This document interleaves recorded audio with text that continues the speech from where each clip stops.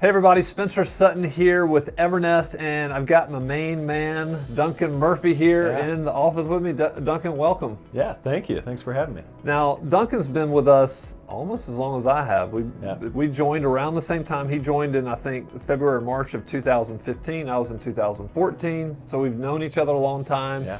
Duncan has worn a lot of hats in our company. He has done everything from run our leasing to run a market in Nashville. Then he moved to Atlanta and ran a market in Nashville. So I want to talk to you specifically about Atlanta because you live in Atlanta now. You're part of our team in Atlanta, even though now what's your title now? I'm the Director of Retail Property Management. Gotcha, Director of So he oversees all of our property managers across the country. And I just thought it'd be great to talk to you about maybe the top 3 mistakes that you see Atlanta landlords make and how to avoid those. Sure, yeah, So absolutely. what's the first mistake you see landlords make in Atlanta? Typically at onboarding, when we start interacting with property owners, a pain point I often hear is that they have made a mistake and they've allowed somebody into their home that they shouldn't have. So they essentially come to us with a problem and say, hey, I shouldn't have let this person in. Maybe they were willing to pay cash for the first couple of months up front or something like that. Yeah, so my rule of thumb is if it sounds and feels too good to be true, it probably is. A lot of times if you're listing or leasing your property privately, you're gonna get everybody's kind of life story and maybe here's why my credit doesn't look too great. Yeah. But there are tons of variables and tons of risk that you need to be thinking of, because when your house is vacant, that's when you mitigate all your risk for the long term. Yeah. Once somebody is inside the walls of your home, it's very hard to get them back out or get control of the situation. Yeah, it's very difficult to get them caught up on rent if they start falling way behind. Yeah. Or get them out. Yeah, absolutely.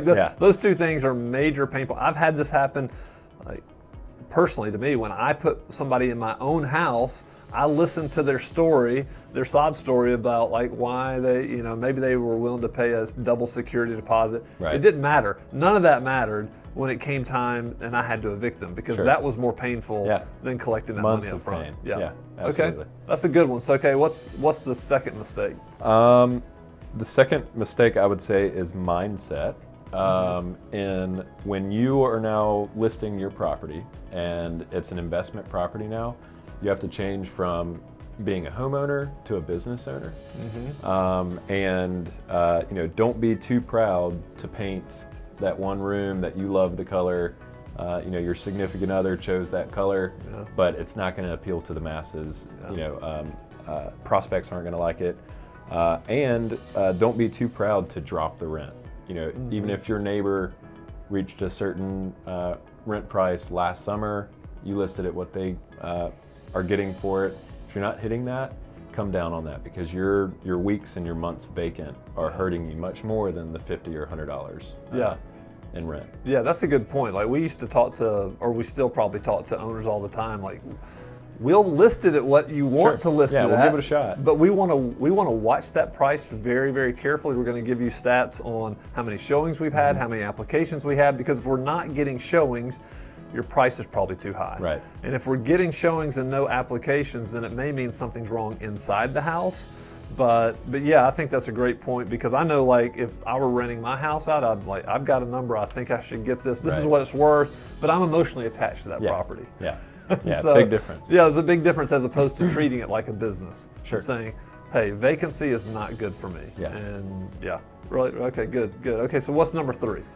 Number 3 is more general upkeep. Do not pinch pennies when it comes time to maintenance. There's a lot of the apps and things. I think TikTok maybe is one where you can go and just anybody will do an odd job for you. Yeah. Just be very careful. Licensed and insured vendors, obviously they're going to be more expensive, but they come with a guarantee. They're more reputable, and they're not going to take your Venmo payment and disappear in the middle of the night. Yeah. So maintenance is kind of build your bench of who you can go to when something goes wrong. and you're going to pay a little bit more, but it is peace of mind, and it's best for the long term. Another really horrible story. Like, I've got a ton of bad stories about what I did. So when I first started out, I bought my first rentals. I was looking for the cheapest person to fix stuff, and it did not turn out well. Like, I got an HVAC unit installed wrong. I've had poor workmanship on the house.